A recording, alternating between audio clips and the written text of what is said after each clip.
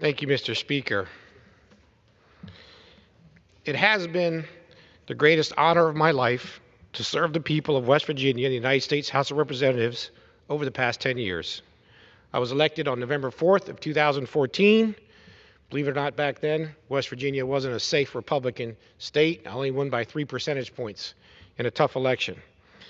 But the good people of West Virginia's 2nd District had given me the privilege of electing me 4 more times, so 5 times in total, to represent them for these past 10 years.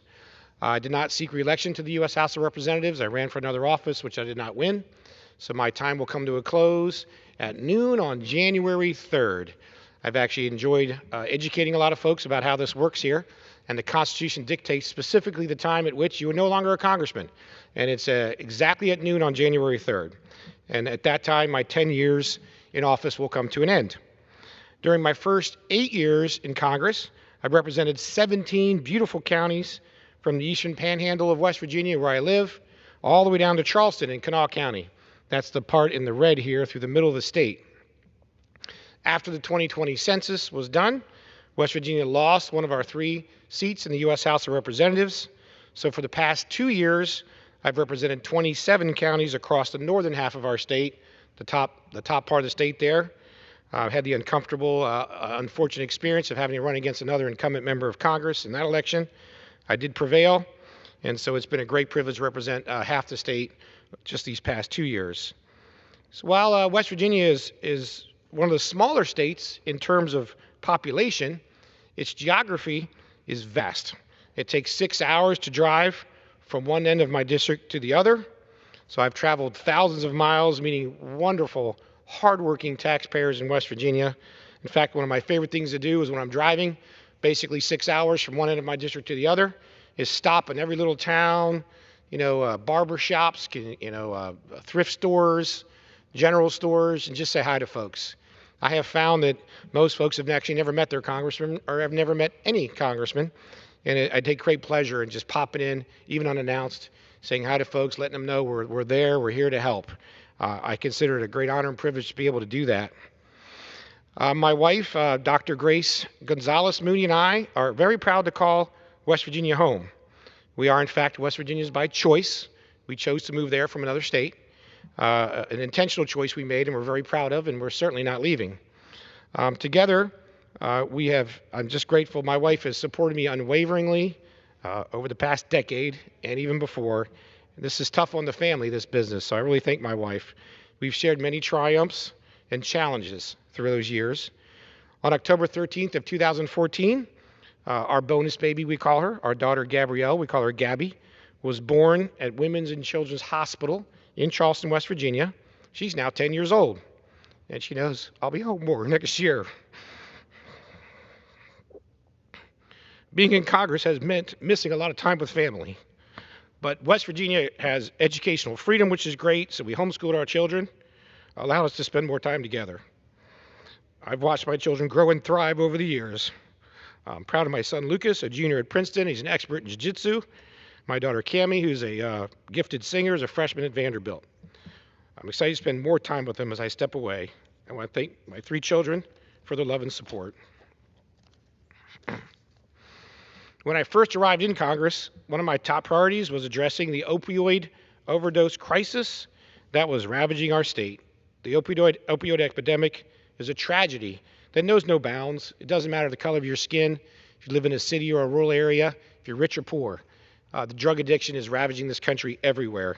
I was proud one of the first laws I had changed, the first law I had changed, was based on my bill called the PROP Act, Promoting Responsible Opioid Prescribing Act. This simple yet important piece of legislation simply sought to reduce unnecessary access to narcotic pain medications, thus lowering the risk of addiction.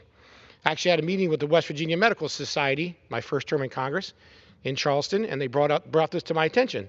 Doctors said, according to the newly passed Affordable Care Act, there's provisions that allow their reimbursements to be reduced if patients complain that they didn't get the drugs they wanted.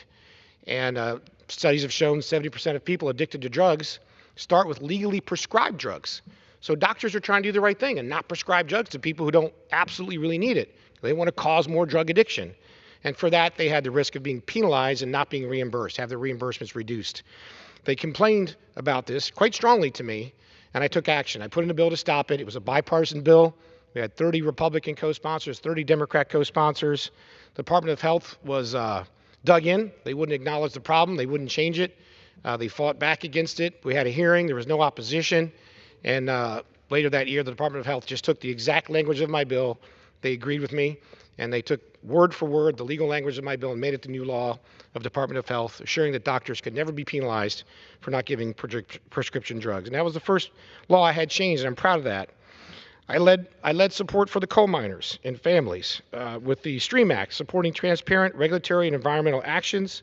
The bill blocked anti-coal regulation from the Obama administration, preserving, we estimate, 77,000 good, high-paying jobs in West Virginia and also across the nation. The passage of the STREAM Act was crucial, protecting our way of life in West Virginia. Throughout my time in Congress, my colleagues know I fought for a return to what we call regular order in the appropriations process, actually passing the spending bills on time, reasserting the power of the purse that, again, the Constitution specifically and only puts in this chamber right here. Not in the Senate, not in the President. The Constitution says only this chamber can initiate spending or taxation. And that's something we've gotten away from doing. We pass these things called continuing resolutions, where we give all the money to the President to do whatever he wants. And that's not right.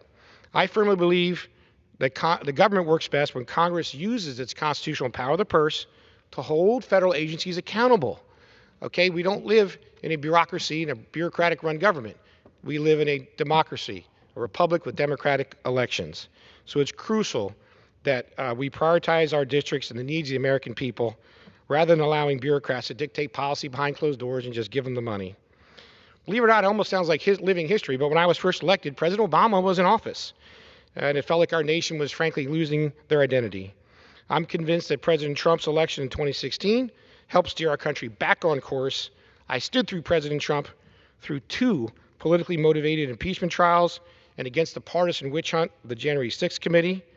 While I believe in robust political debate, the weaponization of government against President Trump was unprecedented, and many American people as well. I'm proud to have fought back. I'm heartened by the support Trump and other conservatives continues to receive across this nation.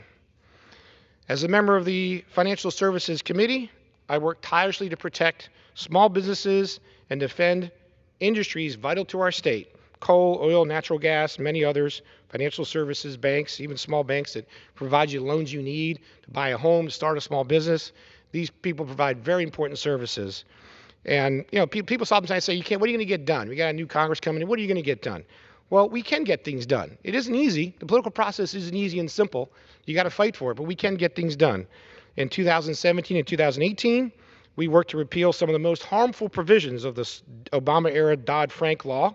It was called the Economic Growth, Regulatory Relief, and Consumer Protection Act, signed into law by President Trump, passed the House, passed the Senate with bipartisan support in the Senate. They had a coalition of some Democrats and most Republicans. And on May 24, 2018, that bill was signed into law. And so now West Virginia banks and banks across the country are not subject to many of the costly regulations that hurt economic growth. So, you know, this Congress, I fought against government overreach, introduced an amendment to block the Federal Reserve from the digital dollar program, a move that would open the door to government control of our personal transactions, similar to what you see in China. We got to defend our freedoms and government overreach. During my entire time in public service, from the time I ran for state senate through today, I've been passionate about the right to protect all human life, including unborn babies. It's been a privilege to lead the Life at Conception Act, which seeks to protect the most vulnerable among us, the unborn. Now, Supreme Court historic Dobbs decision states now are fully authorized to protect life from the moment of conception. My bill, Life at Conception Act, is a biological fact. Joe Biden agrees with my bill. I mean, he said it last year. He believes life begins at conception. They used to teach this in school, in biology classes across the country. In public schools, they would teach all human life begins at conception. That is just simply a fact. You can have different views on things, but it's a fact of life, fact that life begins at conception. I'm proud that most of my Republican colleagues have supported my legislation, and I urge folks to continue to fight for all human life as we go forward. I've got a few closing comments, some folks I want to thank, but I do want to yield to some of my colleagues who are here in the chamber. some time to reflect. I appreciate them being here. We'll first recognize, I'll yield as much time as he may consume to Congressman Morgan Griffith of Virginia.